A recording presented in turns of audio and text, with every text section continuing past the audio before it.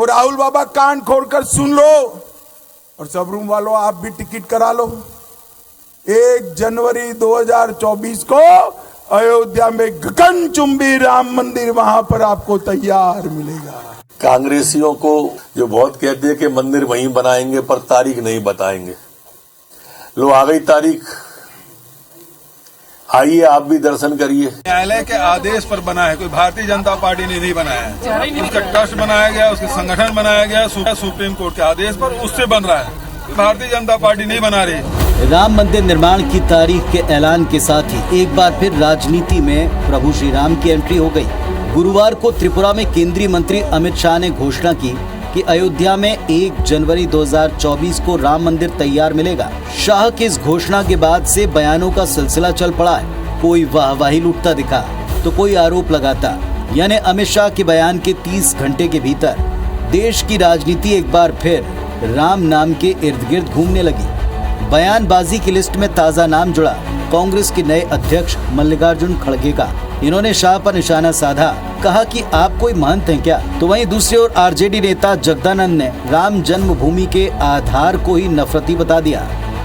अरे ठीक है, सभी लोग तो भगवान में आस्था रखते हैं, लेकिन आप क्यों घोषणा करते हैं इसकी, वो भी चुनाव में? आप कौन होते भाई बोलने का? क्या राम मंदिर के पुजारी है आप?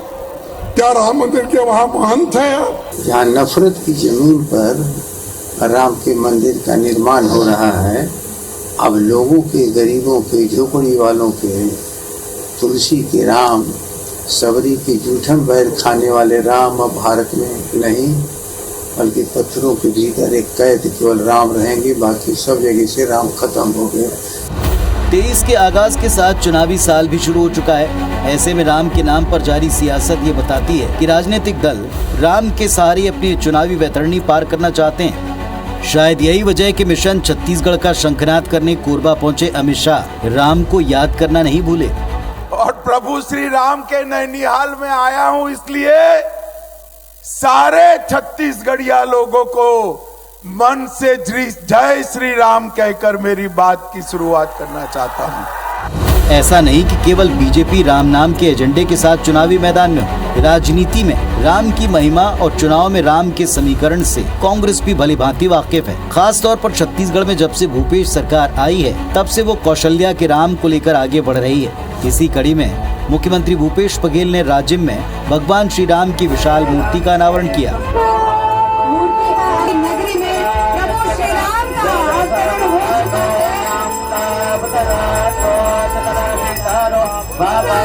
कि राम के नाम से, गाय के नाम से वोट मांगने का काम भाजपा करती है। न गाय की सेवा करती है, न राम के रास्ते में चलते हैं। वो लोग हिंसा के रास्ते में चलते हैं, राम राज्य की बात नहीं करते। वो उनके राम हैं, वो युद्धक राम हैं। उनके तस्वीर देखिए, हनुमान जी देखिए, वो कैसे आक्रोशित हनुमान जी दिखाते हैं। हमारे जो राम हैं वो वनवासी राम हैं। कुल मिलाकर ये कहना अनुचित न होगा कि राम नाम की लूट है, लूट सको तो लूट। इस ऑफर को बीजेपी काफी समय पहले ही सीरियसली ले चुकी है, तो अब कांग्रेस पार्टी के भी ज्ञान चक्षु खुल चुके हैं। सवाल है, राम नाम की इस राजनीति से अगले चुनाव में किसे फायदा होगा? वैसे इस बारे में दावे सबके अलग अलग हैं। दोनों ही राम के भरोसे चुनावी वैतरणी पार करने की कोशिश में, लेकिन जनता किस पर भरोसा करेगी, ये तो राम ही जाने। Bureau report, IBC 24। नमस्कार और जय सिया राम, जय श्री राम। आजकल ये नारे बड़े गूंज रहे हैं और न्यूज डिकोड के इस वीकली स्पेशल एडिशन में आप सबका स्वागत करते हैं। मैं पुनीत पाठक हूं। न्यूज डिकोड में हम खबरों को डिकोड करते हैं, लेकिन ये स्पेशल एडिशन है। यहां हम सप्ताह के सबसे अहम, सबसे बड़े मुद्दे को डिकोड करते हैं एक बड़े पैनल के बीच डिबेट के साथ में। इस पूरे सप्ताह सियासी गलियारे में राम नाम की गूंज हमने सुनी है। देखिए, बार बार इसका जिक्र हुआ है। हम सब के लिए राम हमारे अंतस का हिस्सा हैं, आस्था के केंद्र हैं, हमारे आराध्य हैं। हमारे जीवन की हर सांस से राम जुड़े हैं, कहना गलत नहीं। राम के भरोसे जीवन तर जाता है तो फिर चुनाव क्या चीज है, ये बात सियासी दल भी अच्छी तरह से अब समझ चुके हैं। श्रेष्ठ राम भक्त कौन है, किसके राम, कौन से वाले राम हैं, ये सब चुनावी पॉलिटिक्स का हिस्सा है, चुनावी स्टेटमेंट है जिसे हम अक्सर खुलकर लोगों को कहते सुनते देखते हैं। लेकिन क्या राम को पॉलिटिक्स के लिए इस्तेमाल किया जा रहा है? इस पर कोई भी अपने विचार, खासतौर पर पार्टियां, खुलकर नहीं कह पाती। ज्यों-ज्यों चुनाव नजदीक आ रहा है, सारे मुद्दों के ऊपर इतर सियासी एजेंडे में राम नाम के ऊपर सारी सियासत केंद्रित होती दिख रही है। तो अब सवाल यह कि क्या 2023 या 2024 में चुनावी वैतरणी के पार लगैया प्रभु श्री राम ही होंगे? इस बेहद अहम विषय को आज हम डिकोड करेंगे बड़े ही विद्वान और समर्थ पैनल के द्वारा। पैनल आपके समक्ष टेलीविजन स्क्रीन के ऊपर दिखना शुरू हो गया है। हमारे साथ में सबसे पहले परिचय आपसे करा दूं, महंत राम सुंदर दास जी हैं जो कि अध्यक्ष हैं गौ सेवा आयोग छत्तीसगढ़ के। प्रणाम, नमस्कार, स्वागत है आपका। जय श्री। साथ में पंडित रोहित दुबे जी हैं जो कि ज्योतिषाचार्य हैं और राम नाम और राम परिचर्चा के बेहद ही जानकार हैं। आपको भी प्रणाम, स्वागत है आपका। जय श्री राम। और साथ ही साथ केदार गुप्ता जी हैं, भारतीय जनता पार्टी के प्रवक्ता, में इस मंच पर हमारे साथ में जुड़ जाएंगे। छत्तीसगढ़ से हमारे साथ यहां भाजपा का पक्ष रखेंगे। सुरेंद्र शर्मा जी हैं, कांग्रेस पार्टी के नेता जो छत्तीसगढ़ से हमारे साथ जुड़े हैं। अविनेश बुंदेला साहब हैं, कांग्रेस पार्टी का पक्ष मध्य प्रदेश से रखने के लिए जुड़ चुके हैं। पंकज चतुर्वेदी साहब हैं जो कि भारतीय जनता पार्टी का पक्ष रखेंगे इस मंच पर मध्य प्रदेश से। आप सबको नमस्कार, बहुत स्वागत है। जय श्री राम। जय श्री राम। चलिए शुरुआत करते हैं आज के इस डिकोड की। जय श्री राम। जय जय सीताराम। चलिए, शक्ति प्रदर्शन से कहीं ज्यादा मुद्दा संवेदनशील है। हम चाहते हैं कि आप सब अपनी बात पहले बिना बेरोक टोक, किसी दूसरे की रोक टोक के बिना कहना शुरू कर दें। सबसे पहले मैं, चूंकि छत्तीसगढ़ में दौरा हुआ है केंद्रीय गृह मंत्री का, यहीं से शुरुआत करता हूं। सुरेंद्र शर्मा जी, आज आपने भी सुना, पिछले दिनों यह बात तब से और ज्यादा प्रगाढ़ होकर उठी जब केंद्रीय गृह मंत्री ने बता दी वो तारीख जिसको कांग्रेस पूछा करती थी। आप अपनी बात रखें बिना रोक टोक के। ओपनिंग स्टेटमेंट आपका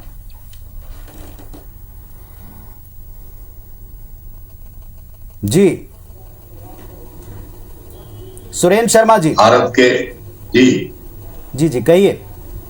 जी, राम का मंदिर बन रहा है अयोध्या में, पूरे देश में इसके लिए बड़ी खुशी है। सुप्रीम कोर्ट के निर्देश पर बन रहा है, सुप्रीम कोर्ट के फैसले पर बन रहा है। पूरे देश के तमाम लोगों ने सुप्रीम कोर्ट के फैसले को स्वीकार किया है और ये बहुत खुशी है। मुख्य बात यह है कि जो हमारे विमर्श में जो बात आती है, राम हमारे पूज्य क्यों है, राम हमारे आराध्य क्यों, तो पूरे संसार में आज तक के जितनी भी राज व्यवस्था रही है उन सारे राज व्यवस्था में राम राज्य को सर्वश्रेष्ठ राज की व्यवस्था मानी जाती है। दैहिक दैविक भौतिक तापा राम राज काहू नहीं व्यापा। राम के राज्य में किसी भी व्यक्ति को शारीरिक, आर्थिक और सामाजिक किसी किस्म की पीड़ा का एहसास नहीं होता था और ऐसी परिस्थिति उन्होंने निर्माण कर दिया था कि शेर और बकरी एक घाट पर पानी पिया करते थे। ऐसा रामायण में बाबा तुलसीदास जी ने भी कहा है और वाल्मीकि जी ने भी कहा।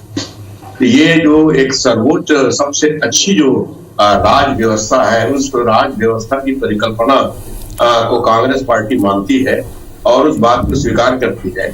मगर दुर्भाग्य के साथ मुझको कहना पड़ रहा है कि पिछले कई वर्षों से राम का नाम राजनीति में वोट बटोरने का एक माध्यम बना दिया भारतीय जनता पार्टी ने।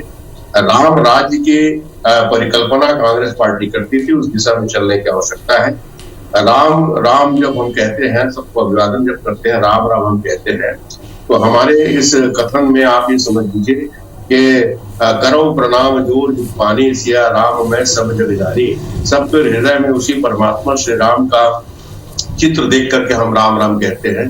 तो सारे संसार के मनुष्यों को हम भय रहित करने की जो प्रक्रिया है वो राम राज्य की प्रक्रिया है और इसी में चलने की आवश्यकता है। और हमारी जो कांग्रेस पार्टी है महात्मा गांधी के विचारों से ओतप्रोत है और हम इसी विचारधारा को मानते हैं कि पूरे हिंदुस्तान में क्या पूरे विश्व में राम राज्य की कल्पना होनी चाहिए। वैसे भी हमारे हिंदू धर्म में आपने अपनी बात रखी सुरेंद्र जी। मैं पहले एक बार सबको सुन लें दर्शक, इसके बाद इस बहस को, इस चर्चा को हम आगे बढ़ाएंगे। भारतीय जनता पार्टी की तरफ से यहाँ केदार जी आ चुके। केदार जी, अब आकर के भारतीय जनता पार्टी के तमाम श्रेष्ठ नेताओं को भी ये कहना पड़ रहा है कि हम राम के ननिहाल आए। कांग्रेस कहती है ये हमारे याद दिलाने के बाद हो रहा है। देखिए, बहुत हास्यास्पद स्थिति है जब कांग्रेस पार्टी कहती है कि हम याद दिलाए ये राम का ननिहाल है। अरे राजिम कुंभ किसने शुरू किया? बताएं जरा। राजिम कुंभ माननीय बृजमोहन अग्रवाल जी ने, जब वो संस्कृति पर्यटन मंत्री थे, तब राजिम में उन्होंने शुरू किया, या उसके पहले तो माननीय भूपेश जी 1990 में भी संयुक्त मध्य प्रदेश में मंत्री थे, तो लागू किया था क्या? कौशल्या माता की पूजा करने और जीर्णोद्धार के लिए भारतीय जनता पार्टी के नेता गए, और हम बारंबार कहते हैं कि राम जी के ननिहाल में सबका स्वागत है, इनके मुंह से तो कभी नहीं सुना था।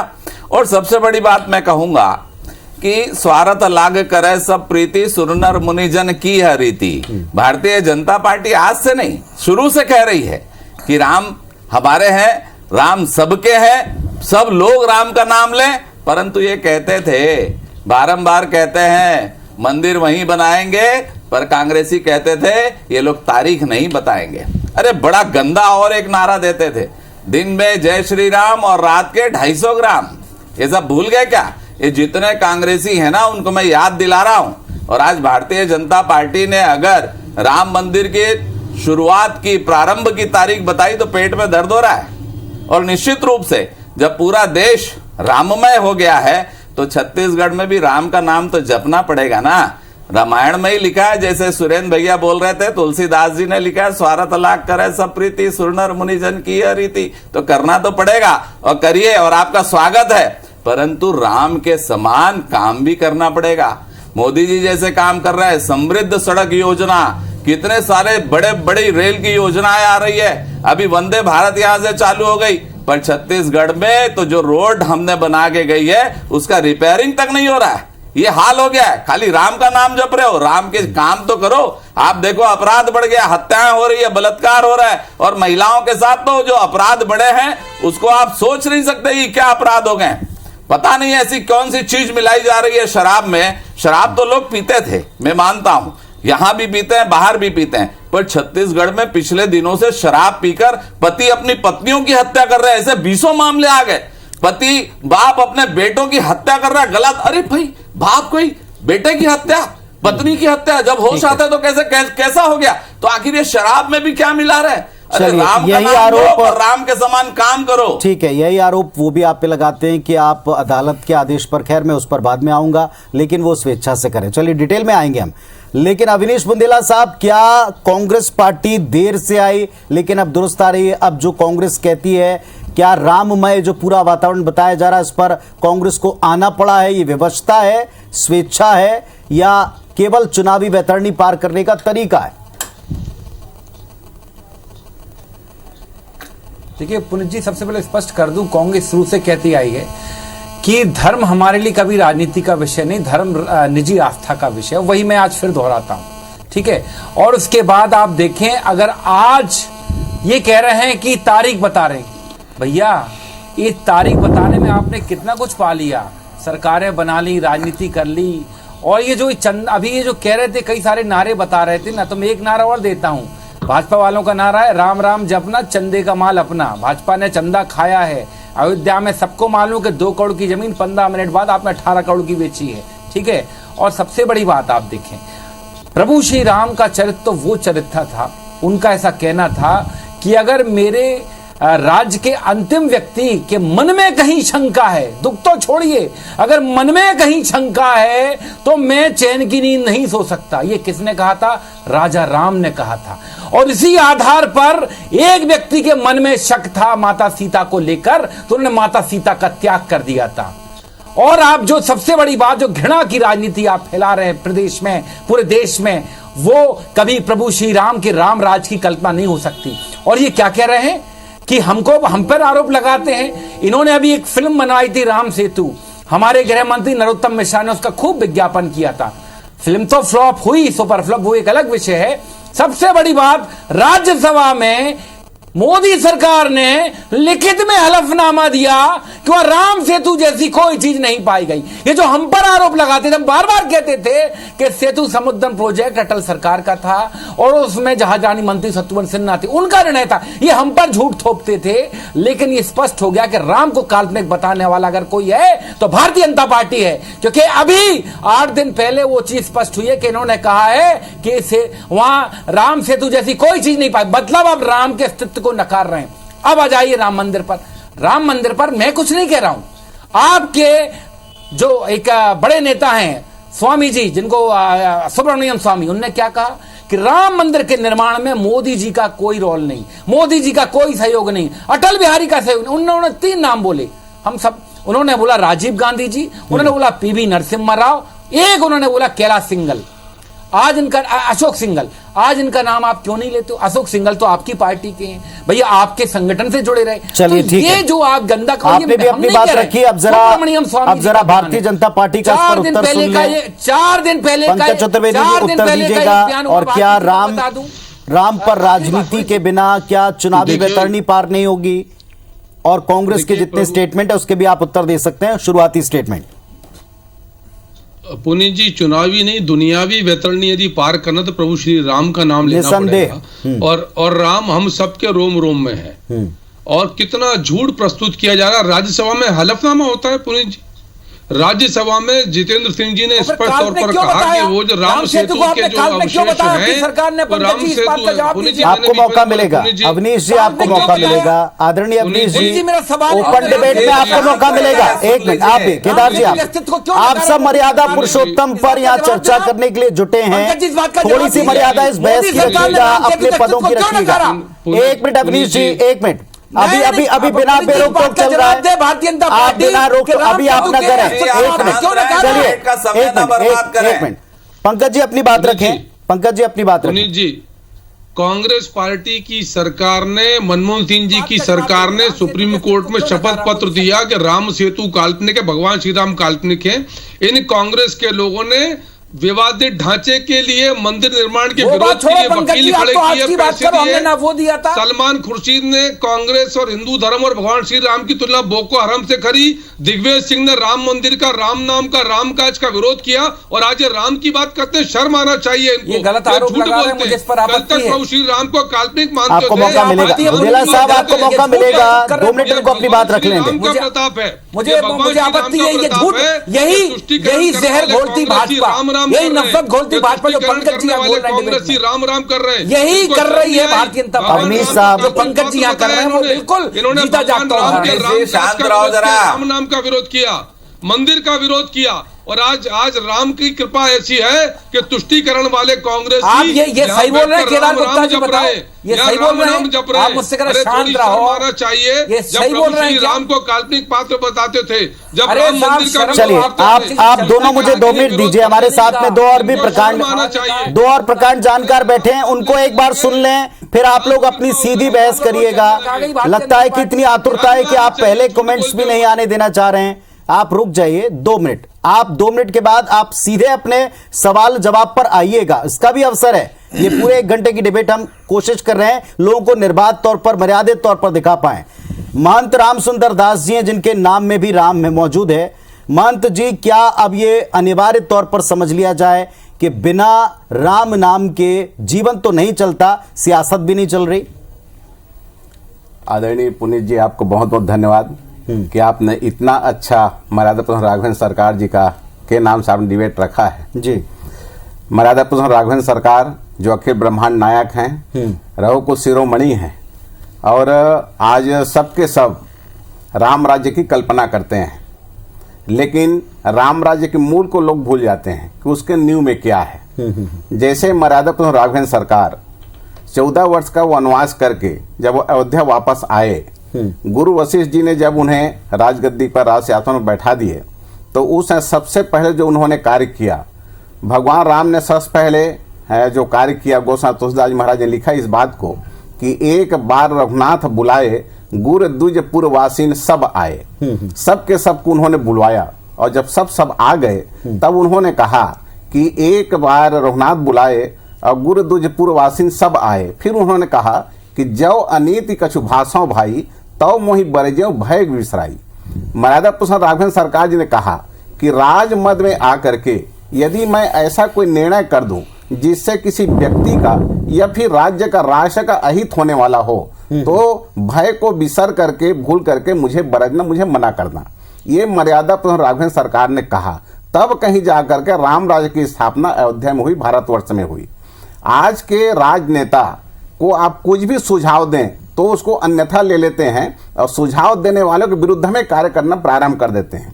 लेकिन उन्हीं राजनेता से यदि आप पूछें कि राम राज्य आनी चाहिए क्या, तो वह राजनेता भी कहता है कि राम राज्य निश्चित रूप से आनी चाहिए। जबकि राम राज्य आया कैसे, इसके मूल में जो गोस्वामी जी ने लिखा उसके तरफ लोगों को ध्यान नहीं जाता है। तो ऐसे मर्यादा पर राघवेंद्र सरकार तो सबके जन जन में बसे हुए हैं, हमारे भारतीय संस्कृति सनातन धर्म में। और चूंकि मैं छत्तीसगढ़ में रहता हूं, छत्तीसगढ़ का राजधानी रायपुर श्री दुआधारी मठ में मैं निवास करता हूं।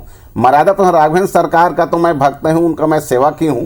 और रायपुर से ही लगा हुआ चंदखुरी, जहां मर्यादा पर राघवेंद्र सरकार की माता कौशल्या जी की जन्मभूमि है और इसीलिए इसे कौशल प्रांत भी पूर्व में कहा जाता रहा। तो छत्तीसगढ़ में विशेषकर, जैसे आपने मेरे नाम से भी कहा कि राम शब्द इनके नाम में ही जुड़ा हुआ है, वैसे हमारे छत्तीसगढ़ परिपाटी रही है कि नाम के आगे में, पीछे में, बीच में कहीं भी हो राम शब्द का उपयोग निश्चित रूप से किया जाता है।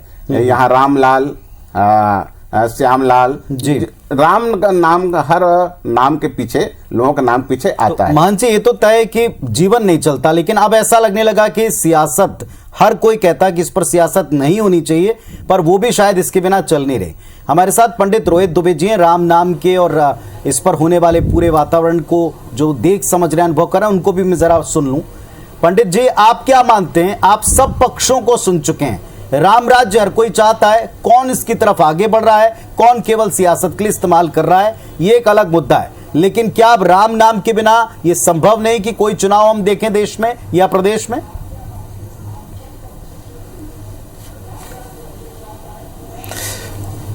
भाई साहब, आपको बारंबार धन्यवाद कि भगवान राम के लिए आपने हम सबको आमंत्रित किया। पहली बात तो यह है कि भगवान श्री राम के लिए बारंबार कहा गया कि लोकाविरामम रणरंग धीरम राजीव नेत्रम रघुवंशनाथम कारुण्य रूपम करुणाकरंतम श्री रामचंद्रम शरणम प्रपद्ये। प्रत्येक जन जन में जो राम बसा हुआ है, जो राम सौम्यता के प्रतीक है जी, जो परशुराम के सामने अपने सिर को झुकाते हैं और साथ साथ ये भी कहते हैं राम की आप मर्यादा देखिए और राम की आप दयालुता दीजिए, देखिए, और कृपालुता भी देखिए, और भाई यही कहते हैं कि आपका फरसा है और मेरा सिर है।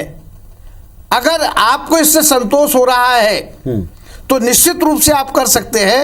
अति कोमल रघुवीर स्वभावु यद्यपि अखिल लोक कर राहु।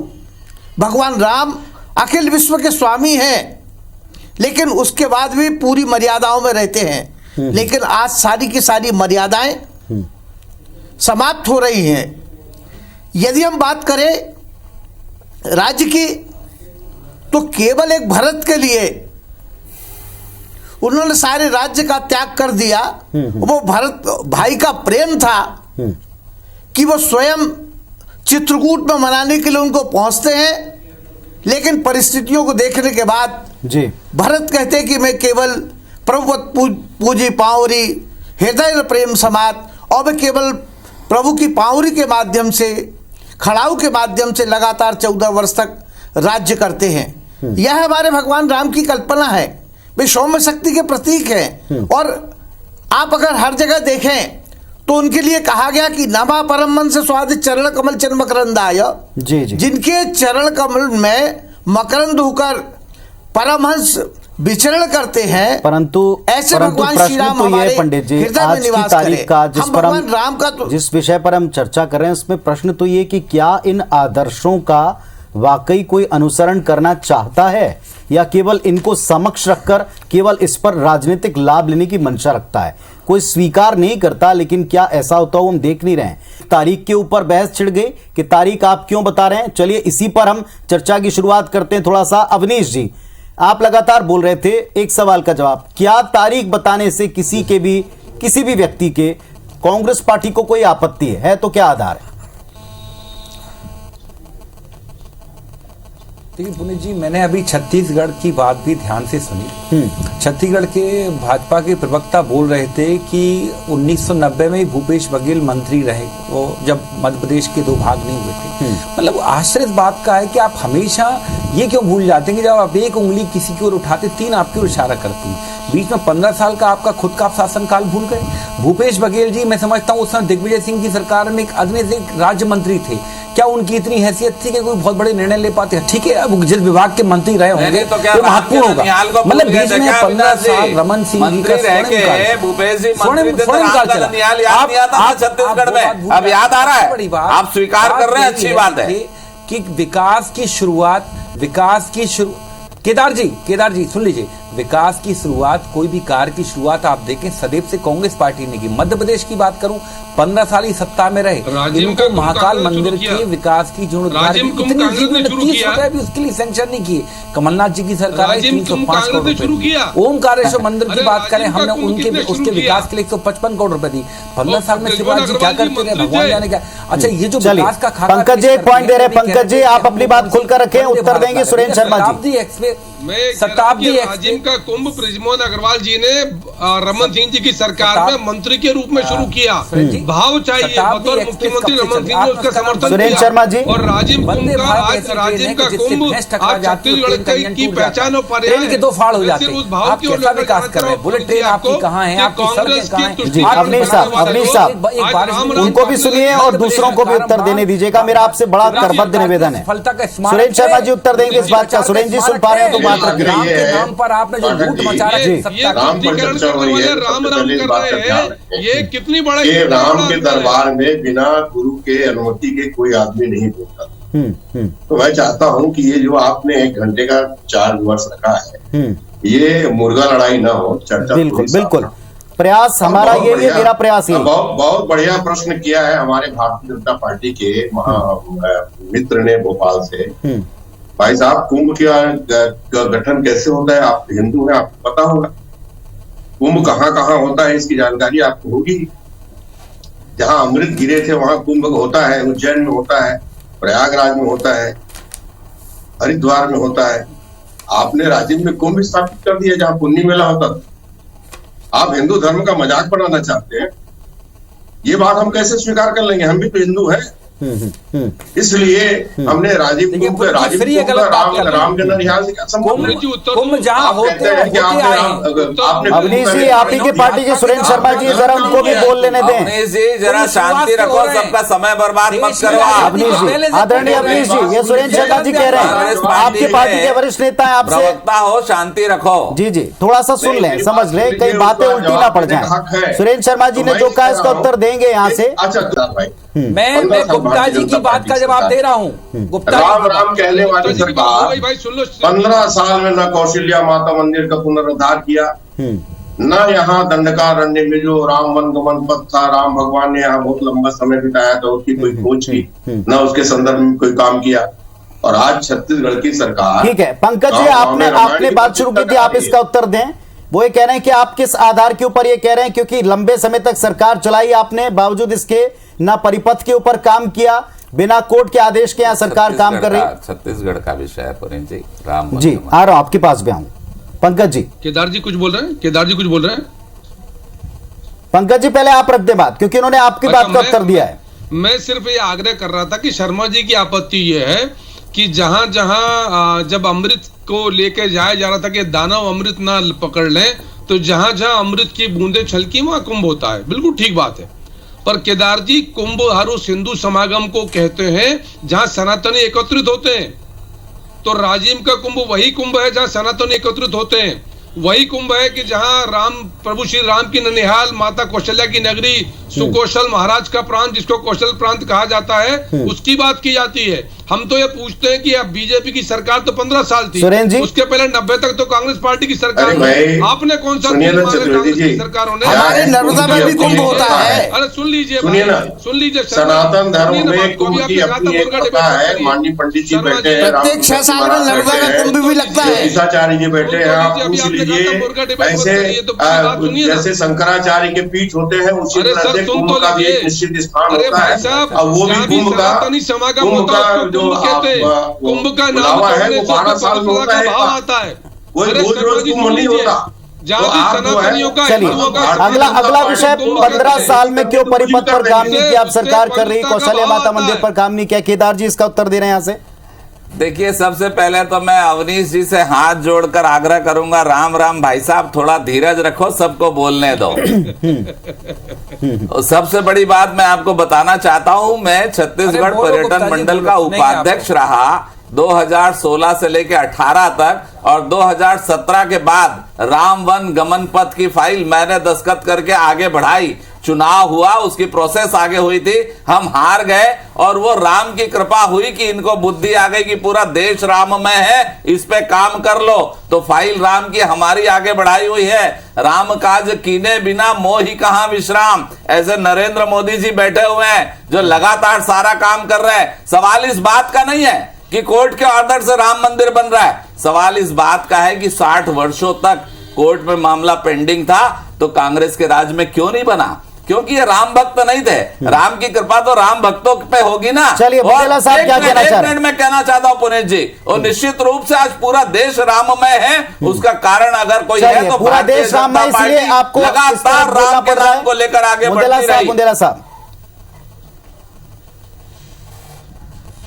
देखिए, प्रभु श्री राम तो सृष्टि की रचयिता हैं, सृष्टि वही चला रहे हैं, मुझे आपको भी वही चला रहे हैं। मैं इस बात को बिल्कुल मतलब इसमें और ये हमारा समाज, हमारा देश, हमारा धर्म, हमारा पूरी जाति, हमारा पूरा समाज सिर्फ राम जी के उनके चरित्र के आधार पर, रामायण के राम मंदिर का विरोध क्यों किया? अभी जो केदार गुप्ता जी कह रहे हैं 2016 में उन्होंने फाइल साइन राम सेतु को 2017 कह रहा हूं, ध्यान से मत लिया करो अवनीश जी, 2017। अरे तो ये तो बताओ केदार भाई कि 13 साल क्या कर रहे थे भूपेश बघेल की 13 साल कौशल्या मंदिर में जाके प्रणाम किया, जीर्णोद्धार किया, और उसके बाद लड़ाई लड़ी 1992 से, जब अडवाणी जी रथ यात्रा लेकर निकले ना, तो आप गिरफ्तार करवाते थे अडवाणी जी की रथ यात्रा को चारों तरफ, और आज बैठ कर राम नाम बोल रहे हो।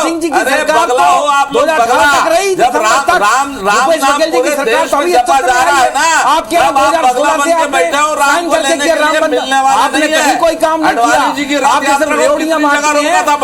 चुनावी मसला तैयार किया, जेल में डाला था, मध्य प्रदेश में राम में नजर बंद किया था, तब राम याद नहीं आए, स्वागत किया था क्या? और आज शिलान्यास हो गया, आपके कौन से नेता चले गए?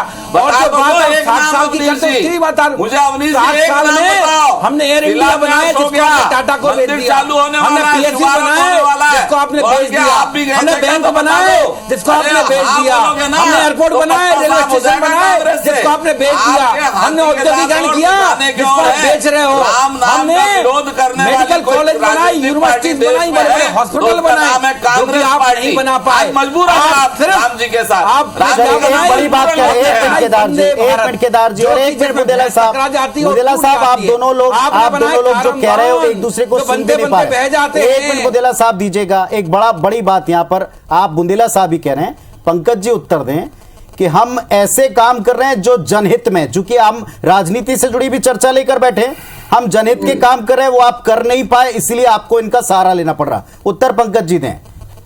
देखिए रामराज क्या होता है? आप बुंदेला साहब उनको भी सुनिए, उनको भी कहने दीजिए और फिर सुनकर उत्तर दीजिए। परिकल्पना वही है कि जिसमें जनता सुखी जी है। पंकज जी कराओ ना पंकज जी राम नाम की थोड़ा चुप कराइए ना। रामराज क्या होता है पुनीत जी? वही रामराज होता है जिस सेवा भाव से नरेंद्र मोदी जी प्रभु श्री राम के आदर्शों पर काम कर रहे हैं।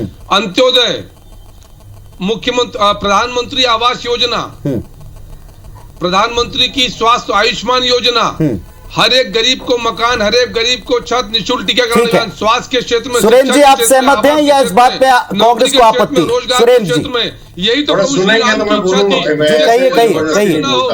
सबके कष्ट हरे जाए, सरकार काम कर रही है। चतुर्वेदी जी, माननीय प्रधानमंत्री जी राम के रास्ते में चल रहे हैं, तभी तो कोरोना में गरीब बच्चे जो है सूटकेस में बैठ के यात्रा करते रहे। सर 220 करोड़ डॉलर मोदी जी राम के रास्ते में चल रहे हैं, तभी तो प्रधानमंत्री आवास योजना घोषित कर दिया गया। दुनिया में लोग के पास पैसे रहे, उनको बढ़ते रहे। कोई देश यही है राम राज्य बनाने का तरीका। टीके लगवाए हो दुनिया में, क्या बात करते हो? अगर इस तरह से राम राज्य बनाएंगे तो माफ कीजिए, ये राम राज्य नहीं है, किसी को आप तो बताओ शर्मा जी, कौन सा देश है पूरी दुनिया में जिसने निःशुल्क टीकाकरण का सामना नहीं करेंगे? कौन सा देश है जो वादे किए थे 15 लाख के उसको पूरे नहीं करेंगे? किसानों के आमदनी दुगुनी दिए जा रहे हो? कौन सा देश है जो 5 लाख की आयुष्मान योजना चलाता हो? कौन सा देश है जो किसान सम्मान निधि की बात करता हो? कौन सा देश है जो रोजगार के अवसर दे रहा हो? कौन सा देश है जो विकास के अवसर दे रहा हो? कौन सा देश है जो भारत को आगे लेकर जा रहा हो? चलिए, आप दोनों को मैं अब रोकता हूं, आप दोनों को रोकता हूं, निवेदन करता हूं पंकज जी से भी और शर्मा जी से भी। यहां पर महंत जी बैठे हुए। महंत जी, बार बार जिक्र राम नाम के साथ साथ राम राज का भी है। राम राज की स्थापना दोनों पक्ष करना चाहते हैं, पुरजोर तरीके से वो अपनी व्याख्या भी प्रकट कर रहे हैं यहां पर कि उनके मुताबिक राम के काम, राम राज्य के काम क्या होना चाहिए। आपको लगता है कि उस संकल्प के ऊपर सरकारें शुरू तो करती हैं, आगे बढ़ भी पाती हैं, या बाद में जाकर सियासत का शिकार हो जाता है, या ये कहना ही सियासी लगता है आपको? माननीय पाठक जी, भगवान राम का ननिहाल है छत्तीसगढ़ जी। अपने 14 वर्ष का वनवास का भगवान राम ने अधिकांश समय छत्तीसगढ़ उन्होंने बिताए हैं। आदरणीय केदार जी कह रहे थे कि उन्होंने इसका प्रस्ताव पास किया था कि हम यहाँ कार्य करेंगे, विकास करेंगे करके, नहीं कर पाए। मुझे आश्चर्य लगा माननीय केदार गुप्ता जी का बात को सुन करके कि 2003 से बीजेपी की सरकार रही छत्तीसगढ़ में, 2003 से 2018 तक 15 साल में एक भी ईंटा इन्होंने नहीं रख पाया। और जैसे ही सम्माननीय मुख्यमंत्री भूपेश बघेल जी बने, छत्तीसगढ़ में कांग्रेस सरकार आई, तो उन्होंने हर चौका, जो छत्तीसगढ़ का पहला गांव है, हर चौका से लेकर के रामाराम जो बस्तर का अंतिम गांव है छत्तीसगढ़ का, वहां 75 स्थानों को उन्होंने विकसित करने संकल्प लिया और प्रथम चरण में 9 स्थानों को विकसित किया गया, जिसमें हर चौका, रामाराम, शिवरी नारायण, राजिम, सिरपुर ये उसमें शामिल है, तुरतुरिया उसमें शामिल है। तो ये काम कांग्रेस सरकार ने किया। क्या ये बात सही नहीं केदार जी? सर्वप्रथम तो मैं महंत राम सुंदर दास जी के चरणों में शत शत नमन करता हूँ। सनातन धर्म के साधु संत हैं, इसलिए मैं प्रणाम करते हुए आज्ञा चाहता हूँ कि मैं राजनीतिक रूप से कुछ कहना चाहता हूँ, इसलिए मुझे क्षमा करेंगे। अब मुझे बताइए, आप कांग्रेस पार्टी को बिलोंग करते हैं, तो क्या जब मध्य प्रदेश में छत्तीसगढ़ था तो छत्तीसगढ़ नहीं था क्या? और छत्तीसगढ़ राम का ननिहाल है, इसे छत्तीसगढ़ की उपमा और राम के ननिहाल के रूप में पहचान क्या अटल बिहारी वाजपेयी जी ने नहीं दी क्या? भारतीय जनता पार्टी ने क्या छत्तीसगढ़ का निर्माण नहीं किया? और वो कब किया?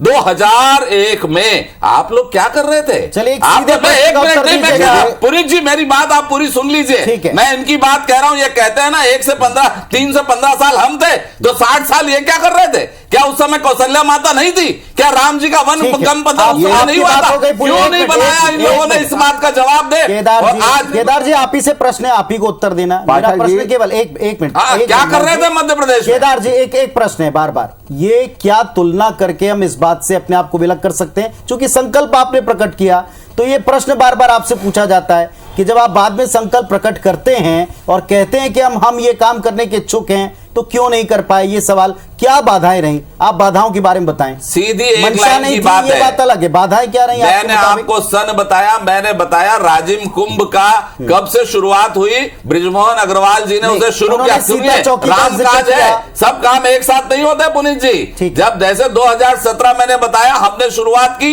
और खोज किसने की? श्याम बैस जी ने पूरा क्षेत्र घूमकर और उसको डिफाइन किया, उसके बाद काम शुरू हुआ। मैं फिर से, मेरा एक प्रश्न है, खाली मैं एक प्रश्न पूछना चाहता हूं माननीय महंत जी से। आपकी सरकार मध्य प्रदेश में थी, उस समय भी आप कांग्रेस को बिलोंग करते थे, उस समय क्या कौशल्या मंदिर याद नहीं आया? राम मंदिर बात याद नहीं आया? क्या छत्तीसगढ़ प्रदेश बनाया ये याद नहीं आया? सुरेंद्र शर्मा जी जवाब देते हैं इस बात का। हो गया, आपने अपना पॉइंट रख लिया। जी उत्तर दें इसी बात का जो गुप्ता जी पूछ रहे हैं। गुप्ता जी को मुझे बोलना पड़ रहा है, बड़ा आश्चर्य भी लग रहा है कि हमारा छत्तीसगढ़ 1 नवंबर 2000 को बना। 2001 में राजिम महोत्सव के रूप में मनाया गया। राजिम मेला महोत्सव 2000 में शुरू हुआ, तब कांग्रेस की सरकार छत्तीसगढ़ में थी। शिवरीनारायण में 2002 में शिवरीनारायण मेला महोत्सव मनाया गया, तब कांग्रेस की सरकार थी। आपके भी मध्य प्रदेश में आप भी की सरकार रही है, आपने तो कुछ नहीं किया। कौशल्या माता का मंदिर चंदखुरी में कोई आज बना है ऐसी कोई बात नहीं है, सदियों से वहां है, लेकिन एक ईंटा भी आपने वहां रखा क्या कौशल्या मातेश्वरी के मंदिर को सजाने के लिए, संवारने के लिए? ये कांग्रेस की सरकार है, सम्मानीय भूपेश बघेल की सरकार है जो इस काम को कर रहे हैं। और ठीक है, अब उत्तर दीजिए, आप उत्तर दीजिए। देखिए, यही कह रहे हैं सन गिना रहे हैं, सन बता रहे हैं आपको। मैं भी बता रहा हूं। तो क्या उसके पहले मुझे ये बताइए, आप मध्य प्रदेश में थे तो कौशल्या माता का सम्मान करना, पूजन करना, मंदिर का जीर्णोद्धार करना आपका काम नहीं था? और भाजपा जैसे ही आई 2003 में, कौशल्या मंदिर का रंग पेंट होके साफ सुथरा करके पूजन करने के लिए हम लोग जाते थे। अब तो इनको, जब से नरेंद्र मोदी जी ने राम मंदिर का प्रारंभ किया काम, तब से पूरा राममय हो गए। उसके पहले उसके पहले कहते थे बीजेपी को कॉपी करना पड़ा राम के मामले में, ये कहा जा रहा है और ये पहले भी कहा गया है। एक पॉइंट ये भी है, हालांकि मैं नॉन पॉलिटिकल मुद्दे पर आया था, लेकिन अब ये पॉलिटिकल बन चुका है। सुरेंद्र जी उत्तर दें, क्या कांग्रेस को कॉपी करना पड़ा नरेंद्र मोदी जी को देखने के बाद, केंद्र को देखने के बाद? कॉपी का, देखिए पाठक जी, कॉपी का प्रश्न ये है कि आप अगर गांधी जी को पढ़ते हैं, गांधी जी को सुनते हैं, गांधी जी की सभा में रघुपति राघव राजा राम की का भजन हुआ करता था। गांधी जी ने अपने प्राण त्यागते समय हे राम कहा था। दूसरी बात, राम राज्य की परिकल्पना, इसलिए राम राज्य की परिकल्पना का तात्पर्य यह है कि गुड गवर्नेंस का सबसे बड़ा उदाहरण है। राम राज्य को पूरे विश्व के सबसे अच्छे गुड गवर्नेंस के रूप में जाना जाता है। अगर आप विस्तार से राम राज्य को पढ़ेंगे नहीं, मैं उस आरोप की बात कर रहा हूं सुरेंद्र जी, मैं उस आरोप की बात कर रहा हूं, समय निकल जाएगा, थोड़ा सा बात कीजिएगा, बीच में टोक रहा हूं। वो ये कह रहे हैं कि क्या कांग्रेस को इसलिए आना पड़ा क्योंकि बीजेपी जब राम का नाम ले रही तो आगे बढ़ती जा रही, आप छोड़ चुके थे इसलिए दिक्कत हुई, क्या खुलकर स्वीकार करते हैं? पाठक जी सिर्फ एक बात करता है कि हमेशा कांग्रेस के तमाम लोग राम को मानते रहे हैं, राम की पूजा करते रहे, राम के रास्ते में चलते रहे। राम को राजनीति का विषय भारतीय जनता पार्टी ने बनाया, राम रथ निकाला, प्रतिमान की राजनीति। चलिए अवनीश बुंदेला साहब देना चाहता हूँ, निश्चित रूप से महात्मा गांधी जी रघुपति राघव राजा राम कहते थे और जानते थे ये कांग्रेस पार्टी राम को लेकर नहीं चलेगी, इसलिए महात्मा गांधी ने कहा था कि कांग्रेस को खत्म कर देना चाहिए। मेरे बीच में वरिष्ठ नेता, मैं कहूंगा महंत रामचंद्र दास जी, क्या महात्मा गांधी जी ने ऐसा नहीं कहा था? सुरेंद्र शर्मा जी बताइए कि आप कांग्रेस को खत्म कर देना चाहिए क्योंकि राम के नाम को आगे लेकर नहीं बढ़ेगी, ऐसा महात्मा गांधी समझे थे? बिल्कुल, रघुपति राघव राजा राम महात्मा गांधी कहते थे, हे राम महात्मा गांधी ने कहा था, और उसी महात्मा गांधी ने कहा था कि कांग्रेस को खत्म कर दो। क्या सुरेंद्र भैया सही है कि गलत है? क्या मैं गलत कह रहा हूँ?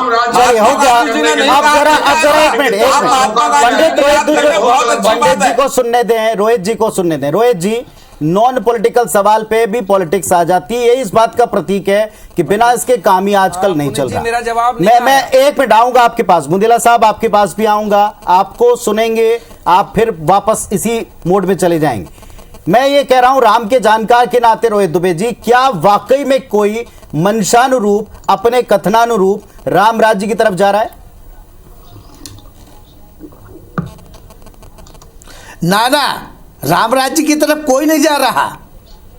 बातें राम राज्य की होंगी, और उन्हें भगवान राम के लिए तो कहा कि नीत प्रीत स्वार्थ परमार्थ, राम से अधिक को जान जथारथ। राम से ज्यादा कोई राजनीति जाने वाला था नहीं, स्वार्थ नहीं जानता था, परमार्थ नहीं जानता था, व्यवहार नहीं जानता था, और इसलिए उनको शील सिद्धू राघव कहा गया। हमने शील सिद्धू राघव तो उनको कहा, लेकिन आज हमने केवल उनको मात्र राजनीति के लिए एक उपयोग की वस्तु बना ली, जो सर्वथा गलत है, चाहे वो कोई भी हो। लेकिन यथार्थ में राम हमारे हृदय में बसने वाले हैं। चलिए कि इमोशनल के तौर के ऊपर एक मुंदेला साहब अब आप अपनी बात शुरू करें और एक प्रश्न का उत्तर दीजिएगा बिना किसी बहस में पड़े। क्या कांग्रेस पार्टी ने लंबे समय तक आपके मुताबिक, कांग्रेस के मुताबिक, प्रतिमान वाली राजनीति के तौर पर राम जी का इस्तेमाल नहीं किया, उनके नाम का इस्तेमाल नहीं किया, लेकिन अब आपको भी वो करना पड़ रहा है, वो सब कुछ जो आप बीजेपी पर आरोप लगाते हैं? देखिए पुनीत जी, हमने राजनीतिक फायदे के लिए ना राम का ना ईश्वर का प्रयोग पहले किया था, ना आज किया है, ना आज करेंगे, ना कभी भविष्य में करेंगे, ना आज कर रहे हैं। सबसे बड़े पुनीत जी, ये बार बार बात उठ रही है जो केदार गुप्ता जी कह रहे हैं 60 साल 50 साल में। इनको बताऊं, आप जब भी अपना घर निर्माण करने देंगे पुनीत जी, कोई गरीब व्यक्ति होता है ना, वो शुरुआत में अपने घर का बेसिक काम कराता है, नींव करता है, नींव बनाता है, पिलर खड़े करता है, दीवार छत डालता है, प्लास्टर भी नहीं करता है, और वो उसमें रहने लगता है। फिर थोड़ी संपन्नता आती है उसमें प्लास्टर करता है, थोड़ी संपन्नता प्राथमिकताएं अलग थी। आप ये कहना चाह रहे हैं पॉइंट में पंकज जी उत्तर दें, आप ही की पार्टी के दूसरे भी नेता हैं। ठीक है, राम काल्पनिक है, राम नहीं थे, राम सेतु नहीं था, राम काल्पनिक करके आपने 2007 में दिया। उस समय क्या आप समृद्ध नहीं था भारत? अरे केदार गुप्ता सुन लो, सुप्रीम कोर्ट के, अरे सन की बात बता रहा हूँ, केदार गुप्ता समझ रहा, समृद्ध होगा लूट के ले गए थे सुप्रीम कोर्ट में, राज जैसे राजाओं ने लूटा था इस देश को अंग्रेजों के साथ मिलकर। बताइए केदार गुप्ता सुनने का मादा रखो, बिल्कुल मादा है, पर आप झूठ बोलोगे ना, मेरा तो उसका जवाब देंगे। गुप्ता जी हाथ जोड़ के निवेदन है, आप कहते थे अरे गुप्ता जी झूठ हम नहीं बोल रहे हैं। देखो हमने जो पीएचयू मेडिकल कॉलेज इंडस्ट्री बनाई है, बैंक बनाए हैं, आपको बेच रहे हो आपके छत्तीसगढ़ में आपने कितने पीएचयू बेच दिए? आप याद करें, आपने स्टर्लिंग का पॉइंट बेच दिया, छत्तीसगढ़ में ही था, याद करो किसने बेचा? अरे सरकार के समय मनमोहन सिंह ने शुरू किया, सबसे पहले उन्होंने एरोड्रम बेचा मनमोहन सिंह ने, आईडीपीएल कंपनी काम किया है। आप लोग विषय पर निर्भर करते हैं, कितना विषय की मर्यादा, कितना आप लोग। एक मिनट केदार जी का नाम ना ले, एक मिनट केदार जी, अनंत से है और केदार जी एक मिनट, केदार जी एक मिनट, आप लोगों को फिर याद दिलाता हूँ, नमन करता हूँ, आप लोगों को फिर आदरणीयों को याद दिलाता हूँ, आप लोग मर्यादा पुरुषोत्तम पर बात कर रहे हैं।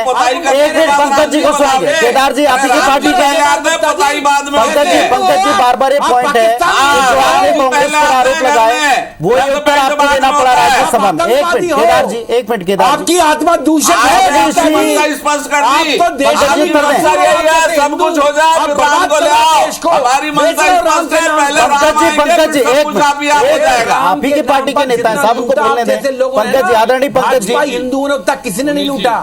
अवनीश जी जरा उनको सुन लें, प्रश्न मैंने उनसे क्या पूछा है, दर्शकों को भी थोड़ा सुनने दें। मैं उत्तर दे रहा हूँ जी, मैं उत्तर दे रहा हूँ। मेरा आग्रह सिर्फ इतना सा है कि कांग्रेस के सबसे बड़े नेता जो कांग्रेस के स्वामी है, जिनको ये अंतर नहीं पता कि सिया राम, श्री राम, सीताराम सब एक है, उन्होंने सवाल खड़ा किया कि भारतीय जनता पार्टी के लोग जय जय श्री राम बोलते हैं, अरे राम का नाम लो, बात खत्म। जिस व्यक्ति को ये नहीं पता कि श्री माता सीता माता लक्ष्मी का पर्याय है, कृपया करके राम का नाम ले रहा है ना।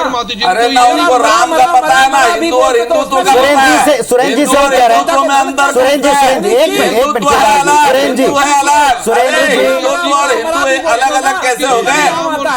जैकेट कोट के ऊपर जनेऊ पहनने वाले हैं, वो राम को बताएंगे। ये फिरोज, अगर आप मरा भी बोलते हो, अरे आप भी बोलो मरा, हम लोग तो राम राम बोलते हैं, आप बोलो मरा, आपको शोभा देता है। अरे भैया वो स्वामी जी बैठे से पूछो, आप भी राम छुपा है, ये राम के नाम पर पाखंड करते हैं, राम के नाम पर पाखंडी आप लोग हो। उत्तर नहीं मिला उस सवाल का। पंकज जी शायद आप सवाल ना सुन पाए हो, मेरा सवाल पंकज जी से है। बुदेला साहब से निवेदन है, थोड़ा शांत रह जाए। आदरणीय बुदेला साहब 2 मिनट दें मुझे, एक फाइनल जवाब लेने दें। पंकज जी प्रश्न आपसे, छोटा सा प्रश्न, कृपया उत्तर दीजिएगा। ये क्या राम नाम की बात करेंगे? आदरणीय पंकज जी अब आपका समय निकल जाए, मेरा एक सवाल सुन लीजिए। अभी ये बार इसी चर्चा में भी कहा गया कि राज्यसभा में एक केंद्रीय नेता ने वही जवाब दिया जो कभी कांग्रेस ने दिया था, तो आपने उन पर क्यों आरोप लगाए, ये उन्होंने पूछा है, उत्तर दीजिएगा। मैं दे रहा हूँ एक मिनट, आप ही के पार्टी के नेता भाई, उनको भी जानकारी है। राम सेतु के प्रमाण अलग हैं, ये गलत कोट कर रही है कांग्रेस। ठीक है, सुरेंद्र जी गलत कोट कर रही है, सुरेंद्र जी गलत कोट किया जा रहा है। हम नहीं गलत कोट कर रहे पंकज जी, आपकी राज्यसभा ने जवाब दिया है, आपकी सरकार है, आपकी सरकार है पंकज जी, आपकी सरकार है, राज्यसभा में इंडियन मंत्री ने बयान दिया कि राम सेतु आपकी सरकार, हमने नहीं कहा, उस समय भी अटल बिहारी वाजपेयी की सरकार थी। आप तो मैं महंत जी से, पंडित रोहित दुबे जी से और आप तमाम लोगों से, मैं चाहता था कि सबके फाइनल कमेंट लो। आदरणीय केदार जी कहना चाहता हूं, समय निकल गया केदार जी, चलिए कह लीजिए, 1 सेकंड में आप क्या कहेंगे? जितेंद्र प्रसाद जी ने कहा है सेतु के प्रमाण है, अवशेष है, और वैज्ञानिक नहीं बताएंगे राम। चलिए इतना तय कि ये बहस नहीं रुकने वाली है, वो राम सेतु के है, ये हिंदू धर्म प्रमाणित करता है और कहता है 24 तक चलने वाली है, इसका प्रमाण आप सामने प्रत्यक्ष देख रहे हैं। आप सबको मैं धन्यवाद भी देता हूं, और इस बहस में आप जितना कह पाए और जितना दर्शक सुन पाए, ये उन पर ही हम छोड़ते हैं फैसला कि वे डिकोड करें। धन्यवाद।